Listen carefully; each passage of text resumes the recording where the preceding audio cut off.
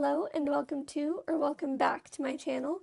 I'm Titleless Musings and this is my 2025 journaling gift guide.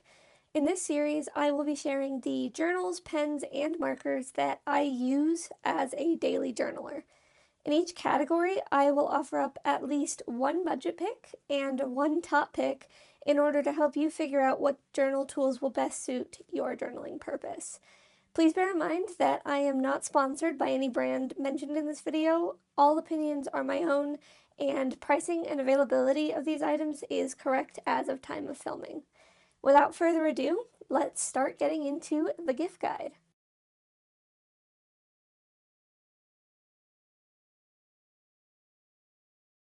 So to begin this gift guide into markers, let's take a look at the Zebra Mildliners.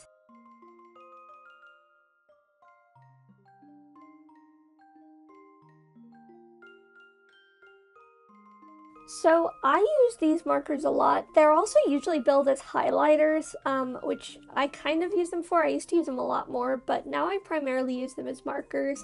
They are not the cheapest marker, which is why they're not a budget pick, and for that reason they're also not a top pick. So let's get straight into the pros and cons and discuss why. So starting out with the pros of the Mildliners, first of all, they are a dual tip. So one of the tips is kind of like a flat edge as opposed to the other one's more of a tip, like a point. These are phenomenal highlighters. So if you're in school and you like to highlight textbooks, these are really, really good. And these are also sold in multiple stores, particularly any stores that sell office supplies. Some cons, these are very expensive and they are usually sold in smaller packs than this one I have on screen. This is at Office Depot, but usually they're sold in smaller packs of like 5 pens. And I have found the ink very finicky. It's very hit or miss. They also dry out quite quick because of that. So these are just an honorable mention. So going over the pros and cons in a little bit more detail, starting with the pros, first of all, these are dual tip. As you can see in this video where I'm just swatching the markers, these have two sides, so you might want to write with one side, but another side is better for thick lines. I really like that. You don't see that a lot until you kind of get to more expensive markers, so I think that that is really good for these. As I mentioned, these are phenomenal highlighters. These I would actually say are worth your money if you are like a high school student or a college student and you're using textbooks. Assuming that you're not going to obviously sell them on, these are great as highlighters. I used to use them all the time. I also like the fact that they come in so many colors. You are going to want to be careful if you do use them as highlighters because obviously some of the swatches are quite dark, but they have like a neon yellow green, kind of the colors you think of when you think of a highlighter. Those I really, really like. Lastly, these are also sold in several stores. As I said in the pros and cons section itself, you can buy these pretty much anywhere you can buy office supplies. I used to buy these on Amazon. They do sell them at Target, and I actually kind of bought the big collection of them at Office Depot on sale a couple years back. So you do have multiple options. You can compare pricing at your local stores, and these aren't some exclusive brand that is really hard to find. These are very expensive. As you saw in the pros and cons, you're getting like a 15 pack for I think 27 something. So it is quite expensive. That's not cheap, especially not for a highlighter, but it's also just not cheap as a marker in general. So you're gonna, again, probably want to find these on sale. That ties in with my kind of value for money, which is most of the time these Mildliners actually come in really small packs. Usually the packs are about, you know, like I think 5 to 7 markers. And they're obviously cheaper than buying the pack of 15, but they are still expensive for what they are. So you're going to want to consider that, particularly if you use these a lot. And then lastly, the ink is very finicky. I struggle sometimes with the Zebra Mildliners. When you first get them, the ink is very stark. It's bold, it's beautiful, but it dries out incredibly quickly. And the risk that you run with the dual pens or the dual tip pens is once one side goes, the other side goes as well. And you do have to throw them away quite a lot for that. You can't refill these. So once they're done, they're done. And kind of the second you start noticing that that ink is drying up, you won't be able to use the other side either.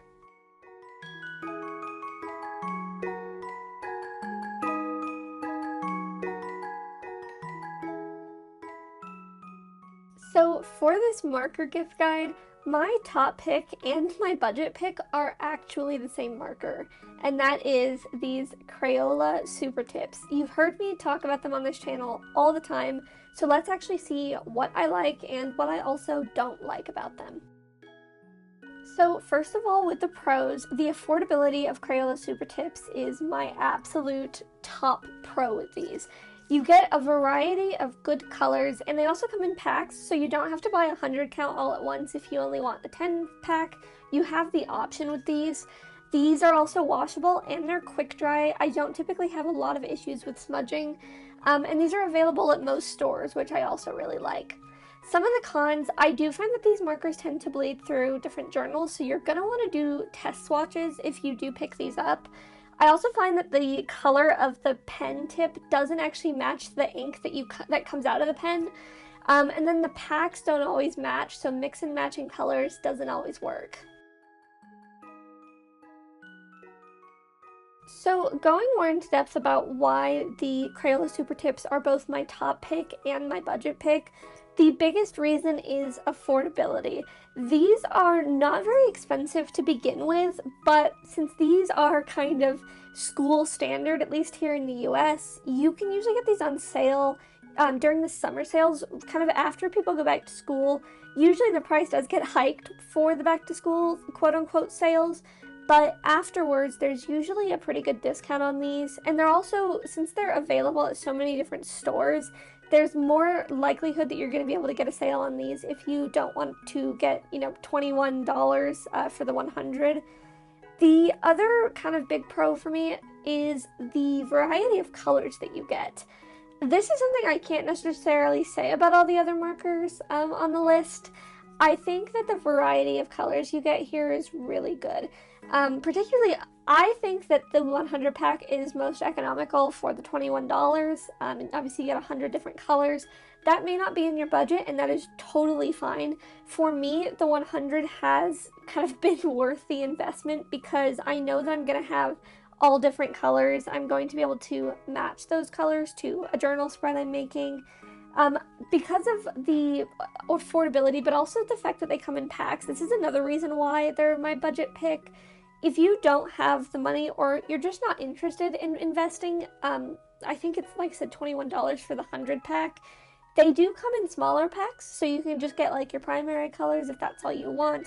There's that option available for you, which is another reason why these are my top pick. These are washable markers as well, so if you get these on any of your clothing or you accidentally, I know I have drawn on the desk before just because my hand slips, these will come off. These are easy to wash. I've never had any issue with them staining anything. They are also quick dry, so I don't tend to notice any issue with like smudging based on, if I'm kind of drawing and it smudges on my hand. The only times that I've ever noticed an issue is if I've used a lot of color and then immediately closed the page, but most people aren't going to be doing that, so that's not really a concern.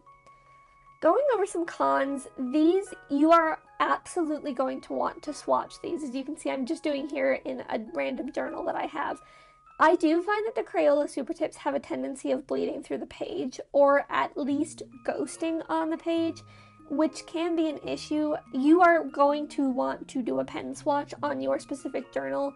The journal that I'm using right here is 80 GSM. It's a Leuchtturm 1917, so definitely you can kind of see closer towards the end how that looks, but definitely try it for yourself as well, because your journal and your the kind of way that you use the marker may be different than what I do.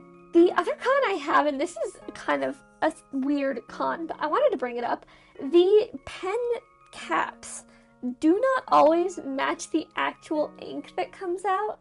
There's one, I think it's a pink one, and it's got like a super light cap, but then you draw and the ink is like a dark pink, and that really bugs me. That is one of my biggest cons with these, is what you see is not always what you get. it's just annoying because sometimes you'll be trying to find a specific marker and the cap of the pen looks fine, but the ink color doesn't match, and I just think that that is very annoying and definitely something you want to watch out for. Finally, my last con is the packs don't always match the colors. I used to get the ones that were the wide pens. I can't remember what they were called, but they were Crayola as well. And those don't always match the SuperTips, but then the SuperTips also don't always match the SuperTips. I got a pack like on Amazon a couple years ago, a small pack, and then I ended up getting the 100 pack for Christmas, and I noticed that despite the pens looking exactly the same, the swatches didn't match. And that, again, very first world problem, probably a minor thing you're not really going to run into that often, but just bear that in mind if you are mixing and matching packs, because your swatches may be completely different.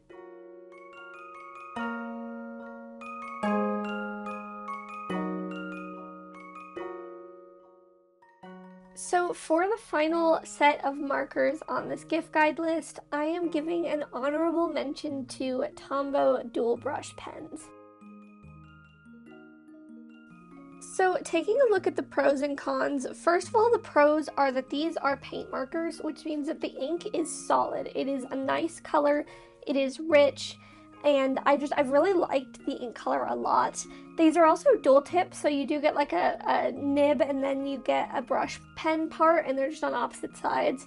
These are available at a lot of different stores, and you do get a lot of pack choices, so you can buy the like 208 pen one, or you can buy these little ones that are 10 packs. Some cons: these are expensive, they require really heavy duty paper, the ink I have found dries out very quickly, and the dual tips are not always great pen to pen.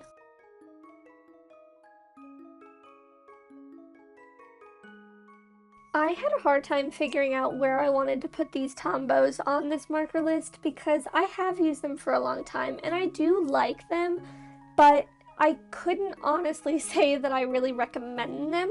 I recommend them in very specific use cases, which I'll go over now. First of all, these are paint markers, so if you are somebody who maybe doesn't want to paint or is better with a marker than a brush, these are a really, really good option. Because they're paint markers, the ink is very solid. It looks beautiful. I think that there's a nice range of colors as well. I didn't put that on a pro because I didn't think it's necessarily the main point with the Tombows, but there are a lot of different colors, and I think that that's really good for brush pens. I would say that there are other ways that you could get this. I know that a lot of people use like Arteza paint markers. You could do those. I wouldn't go as far as doing Posca markers if you're using kind of any of the journals I've recommended. That would be better in a sketchbook. But I do think that the Tombows have really nice ink. The dual tips are also a selling point. Sometimes I prefer to kind of write in color, so having the thinner tip for that is great, but then you still get the benefit of having a brush pen on the other side. The availability of these is pretty good, although I would say it depends on location. I don't know if you can buy these at Target. I know you can get these at Office Depot. I was showing you the Amazon one because at least where I live, it is cheaper right now to buy a 10 pack on Amazon. But again, these are ones you could look from store to store. If you buy from Tombow, I know you can, but I'm not sure about free shipping. So again, you'd want to check that, but they are available in a lot of different places. And that's kind of my final pro, which is pack choice. You do not have to invest in the whole, like there's a carrying case. I think it's 208 colors, or maybe it's not 208 colors, maybe it's $208. I don't remember. There's a big case that you can buy, and you don't have to invest in that at all. That is even, like, I am arguably somebody who spends a bit more money on journaling. That is even out of my price range, so I do not recommend doing that. If you want to see if you like these, definitely try picking up a 10 pack, but make sure you swatch it in your journal first. That brings us to the cons. Obviously, as I said, they are expensive. The 10 pack for the $20, I know that that doesn't seem atrocious. I'm saying about $2 a marker. It's not good though, is the best way I can put it. I don't think that these are good markers for that kind of price. I think that there are other paint markers that are better options, and I think, just like I said, overall on the list, the SuperTips are the best option. These also require really, really heavy paper. These don't tend to have so much of an issue in my 100 GSM wash term. They do ghost a little bit, but I don't have any issue with bleed through. They do ghost in this one, which is an 80 GSM journal. So again, you're going to want to be careful where you're using these, but I would advise that with all of them, particularly if you are only using spiral bound notebooks or super thin paper. You are going to want to avoid these at all costs. These are not worth the investment if you don't have thick paper. Another con, I have spoken about this a lot this year, these markers dry out so fast, and it really, really irritates me. I've heard that you should store them upright, so I actually do. I have like a cubby set where I can slot them in so they can stand up. That literally has not changed anything at all. I think that these dry out way too quick, which is another reason why I say that I think they're too expensive for the price. You're just not really getting your money's worth. And lastly, I honestly don't think the dual tips are all that good. I think that it's nice to have the option. What I mean when I say I don't think the dual tips are that great, a lot of times I find that the brush one is like, maybe this is just mine, I've had issues with them like flaking off a bit, and it's not consistent from pen to pen, so it's not like, I feel like it's more of a manufacturing issue, but again, if you're spending all this money on these, I just think that there are better options. Like I said, I know that Arteza paint markers are not necessarily the best. I think that's what they're called, Arteza paint markers. They're available on Amazon, and they're not necessarily the best, but that would be a much cheaper way to test if you even like dual brush paint markers. I just think that these are only good if you are a very specific person. Like artists, I think would benefit from these a bunch. I think if you do a lot of drawing in your journal, you would benefit from these, but I think for the rest of us, the kind of majority of people that don't really do a lot with that in their journal, these are just not worth the price that you're going to be paying for them. That is now the end of my 2025 gift guide. Thank you for hanging out with me for these last 3 episodes. I hope these have helped you decide what you want to use for journaling or what gifts might be beneficial for the journaler in your life. If you did enjoy this video and this series, please do remember to subscribe and leave a like, as it really does help. I hope you all have a wonderful holiday, whatever you are up to. Stay safe, stay warm, particularly if you're in the US. I know it's getting cold now. I hope that you have a great holiday season, and I will see you next time.